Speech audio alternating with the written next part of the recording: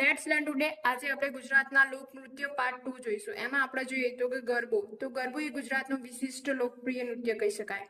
તો ગરબો શબ્દ એ ગર્ભદીપ પરથી ઉદ્ભવ્યો છે અને ગરબો માત્ર સ્ત્રી પ્રધાન સાહિત્ય પ્રકાર કહી શકાય. તો ગરબાના પિતા વલ્લભ અને ધોળાને ગણવામાં આવે છે.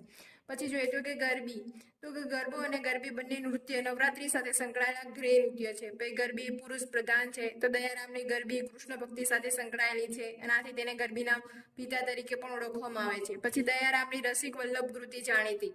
પછી જોઈએ તો કે રાસ. રાસ એ સૌરાષ્ટ્રનું આગવું લોકનૃત્ય છે કે જે ગોપ સંસ્કૃતિના દર્શન થાય.